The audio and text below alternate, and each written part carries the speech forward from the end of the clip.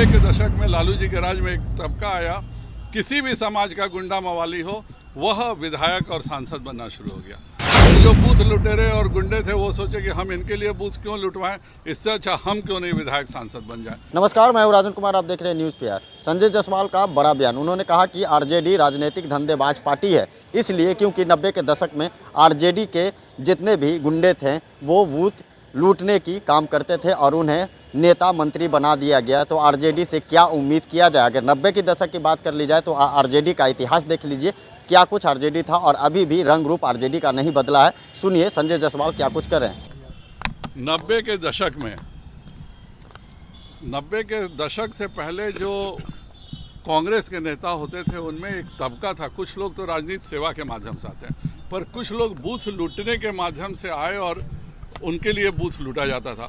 फिर जो बूथ लुटेरे और गुंडे थे वो सोचे कि हम इनके लिए बूथ क्यों लुटवाएं, इससे अच्छा हम क्यों नहीं विधायक सांसद बन जाएं।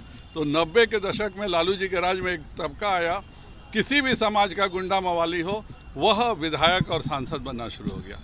2000 के दशक में एक और तबका आया जो कहता था कि हम जाति के नाम पे समाज सेवा में आए, हमको कोई मतलब नहीं है, और उसके बाद वो जाति का मीटिंग करेगा समाज सेवा के नाम पर और फिर नेता बन के उनको बेचने का काम करेगा। यह एक नया बिजनेस शुरू हुआ है। पहली बार है कि कोई राजनीतिक धंधेबाज जिसका धंधा राजनीति हो वह अब आए हैं कि हम समाज के लिए काम करेंगे। तो राजनीतिक धंधेबाज हैं तो जानते हैं कि लॉन्ग टर्म कैसे धंधा चलाना है, लेकिन यह एक अच्छा प्रयोग है कि जिसके लिए राजनीति धंधा हो वह राजनीति करे। तो देखिए गवर्नमेंट इलेक्ट्रॉनिक मार्केटिंग प्लेस बनाया है और इसमें सबसे सस्ता सामान आप खरीद भी सकते हैं, और जो महिला उद्यमी हैं जो कुटीर उद्योग चलाती हैं वो अपना सामान बेच भी सकती हैं, पर आम महिलाओं को इसकी कोई जानकारी नहीं है। इसलिए हम लोगों ने महिला मोर्चा के द्वारा एक पूरा ट्रेनिंग सेशन स्टार्ट किया है कि सभी बिहार की महिलाएं जानें कि कैसे वो जो सामान छोटे स्तर पे बनाती हैं वह जेम पोर्टल पे कैसे जाके बेच सकती हैं। या मान लीजिए महिलाएं हैं जो शर्ट बनाती, रेडीमेड शर्ट का उत्पादन करती हैं, तो सबसे सस्ता धागा, स्टिच के लिए बटन्स, ये सब कैसे मिलेंगे, कॉलर्स, वो सब किस तरह से आप ले सकती हैं सबसे सस्ते में।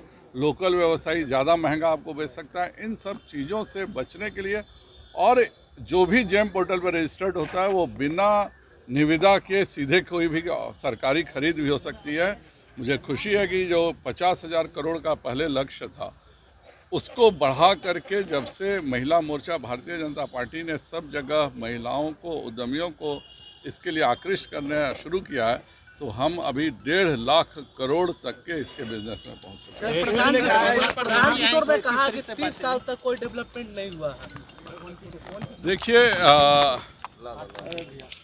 90 के दशक में 90 के दशक से पहले जो कांग्रेस के नेता होते थे उनमें एक तबका था। कुछ लोग तो राजनीति सेवा के माध्यम से आते हैं, पर कुछ लोग बूथ लूटने के माध्यम से आए और उनके लिए बूथ लूटा जाता था। फिर जो बूथ लुटेरे और गुंडे थे वो सोचे कि हम इनके लिए बूथ क्यों लुटवाएं, इससे अच्छा हम क्यों नहीं विधायक सांसद बन जाएं। तो 90 के दशक में लालू जी के राज में एक तबका आया, किसी भी समाज का गुंडा मवाली हो वह विधायक और सांसद बनना शुरू हो गया। 2000 के दशक में एक और तबका आया जो कहता था कि हम जाति के नाम पे समाज सेवा में आए, हमको कोई मतलब नहीं है, और उसके बाद वो जाति का मीटिंग करेगा समाज सेवा के नाम पर और फिर नेता बन के उनको बेचने का काम करेगा।